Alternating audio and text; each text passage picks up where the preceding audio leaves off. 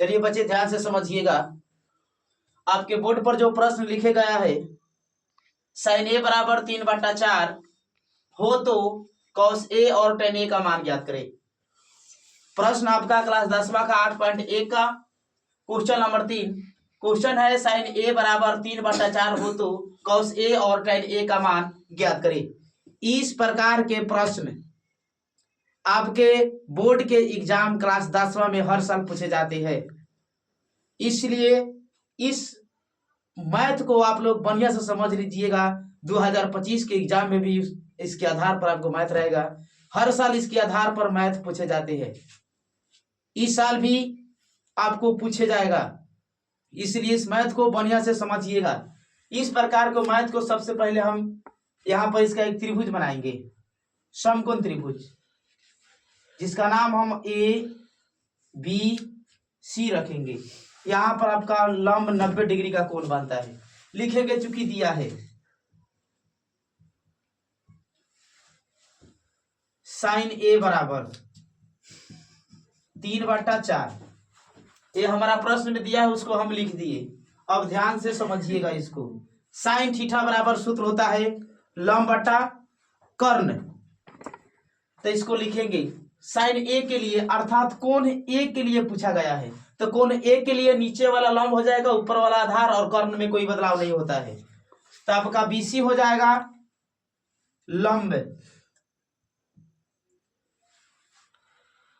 बटा कर्ण सूत्र होता है, तो BC हो जाएगा आपका लंब और कर्ण हो जाएगा AC।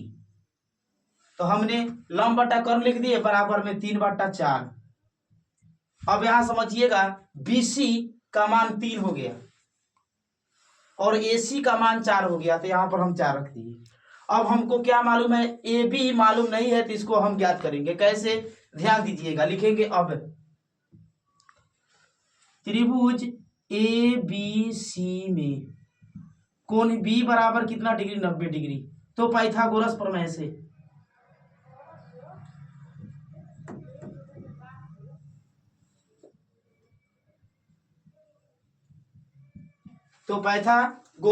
से हमको AB का, तो लिखेंगे AB बराबर √, सूत्र होता है कर्ण का स्क्वायर घटाव आधार का स्क्वायर। कर्ण आपका AC हो जाएगा AC का स्क्वायर माइनस BC का स्क्वायर, अर्थात कर्ण का स्क्वायर घटाव लंब का स्क्वायर।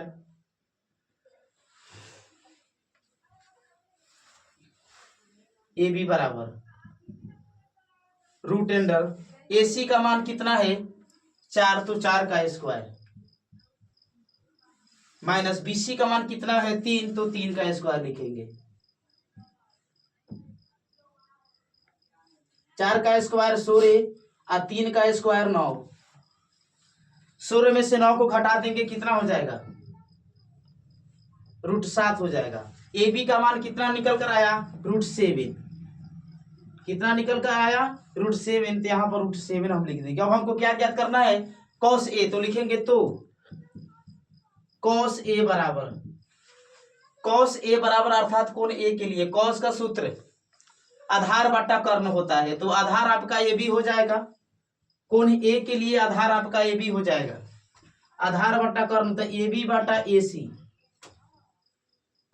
अब ध्यान समझिएगा, AB का मान हो गया √7 और AC का मान कर्ण अर्थात 4 हो गया, तो cos A का मान कितना हो गया √7/4 आंसर हो गया।